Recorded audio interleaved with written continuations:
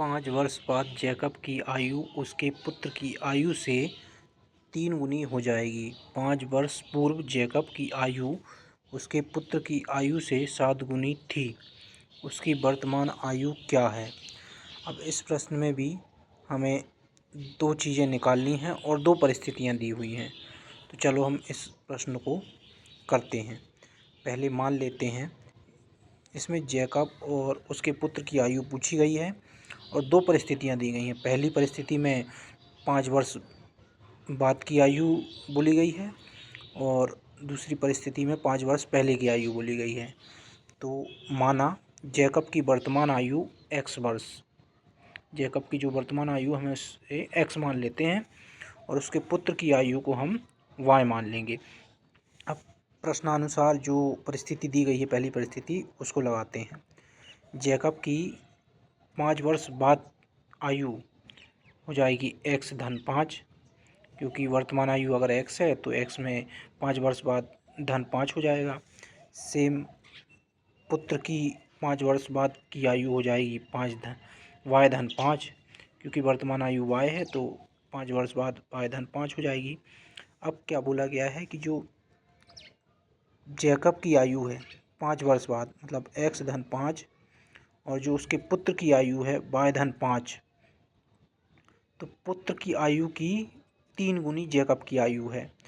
तो इन दोनों के बीच में पहले बराबर लगाया। अब ये दोनों की आयु को बराबर करने के लिए, क्योंकि ये x धन 5 तो 3 गुना ज़्यादा है, तो हमें y धन 5 को भी 3 से गुणा करना पड़ेगा, तब ये दोनों उम्र बराबर आएंगी, दोनों आयु जो है बराबर आएंगी।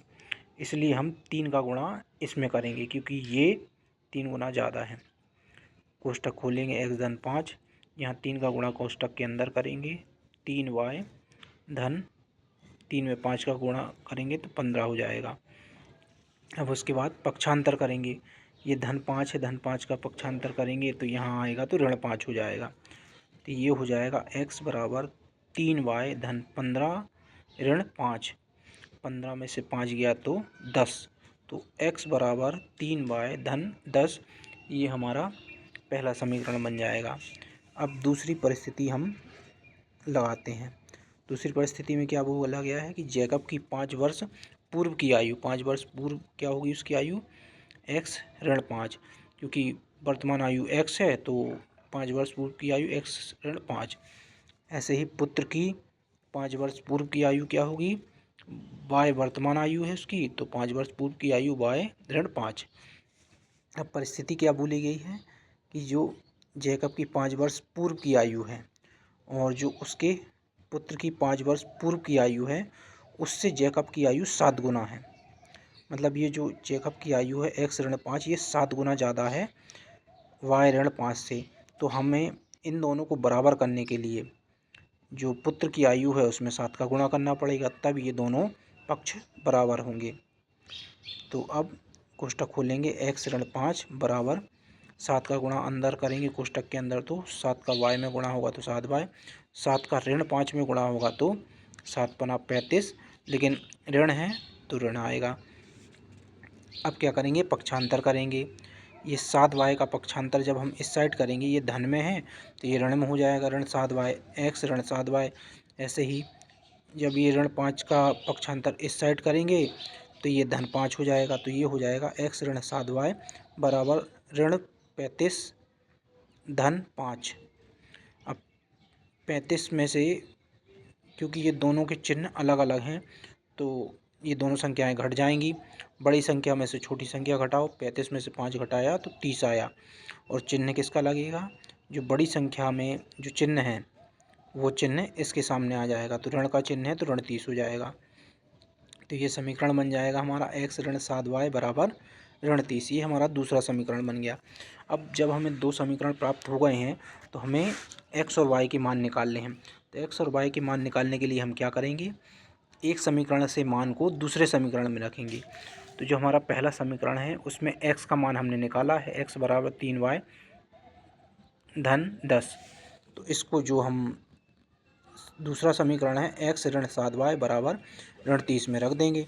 समीकरण 2 में समीकरण 1 से x का मान रखने पर ये देखिए समीकरण 2 है, इसमें x की जगह 3y धन 10 रखेंगे, ऋण 7y बराबर ऋण 30। कोष्टक खोलेंगे, 3y धन 10 ऋण 7y बराबर ऋण 30। अब जो 3y है और धन 3y और ऋण 7y ये घट जाएंगे क्योंकि अलग अलग चिन्ह है। तो 7y में से 3y जब घटेगा तो 4y आएगा। और जो चिन्ह है वो बड़ी संख्या का लगेगा। बड़ी संख्या में क्या चिन्ह है? ऋण का चिन्ह है। तो यहाँ लग जाएगा ऋण 4y धन 10 उतार देंगे बराबर ऋण 30। अब हम पक्षांतर करेंगे। इस ऋण 30 का पक्षांतर जब इस साइड होगा तो ये धन 30 हो जाएगा, और जब ये ऋण 4y का पक्षांतर इस साइड होगा तो धन 4y हो जाएगा।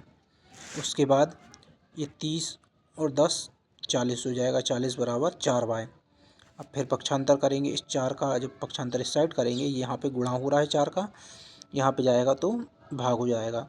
तो ये हो जाएगा y बराबर 40/4। 40 में 4 का भाग देने पे क्या आएगा? 10। तो y बराबर हमारा 10 आ गया। y का मान क्या आ गया? 10। y क्या है? पुत्र की आयु, पुत्र की वर्तमान आयु। पुत्र की वर्तमान आयु हमारे पास 10 आ गई है। अब हम जैकब की वर्तमान आयु भी निकाल सकते हैं। तो उसके लिए क्या करेंगे? हम समीकरण में y का मान रख देंगे। कौन से समीकरण में रखेंगे? समीकरण 1 में। हम 2 में भी रख सकते हैं, लेकिन हम 1 में रखेंगे, दोनों से सेम मान आएंगे। तो समीकरण 1 में हम y का मान रखेंगे 10। तो समीकरण 1 है x बराबर 3 और ये y की जगह 10 रख देंगे, धन 10। तो जब 3 का गुणा 10 में होगा तो 30 हो जाएगा। तो x बराबर 30 धन 10, 30 और 10 होते हैं 40। तो x का मान आ गया हमारा 40 वर्ष। इस प्रकार हमने दोनों आयु निकाल ली। जैकब के पुत्र की आयु 10 वर्ष और जैकब की आयु 40 वर्ष। अब हम इसे जांच लेते हैं कि क्या ये सही है या गलत है। तो हम परिस्थिति में इसका मान रखेंगे। जैकब की वर्तमान आयु कितनी है? 40 है।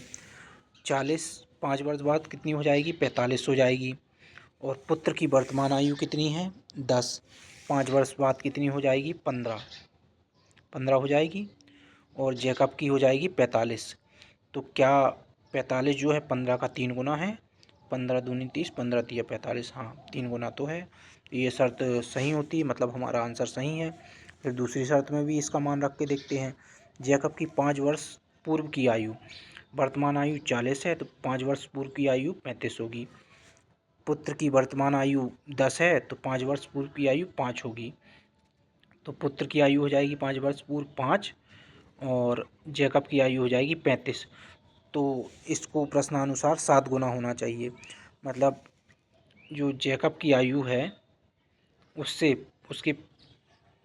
उसकी आयु उसके पुत्र की आयु की 7 गुनी होनी चाहिए। तो 5 और 35, 5 का 7 गुना 35 होता है। तो इससे ये दोनों परिस्थितियाँ सिद्ध हो गई हैं हमारी, और इससे हमने चेक कर लिया कि हमारा आंसर भी सही है। ओके।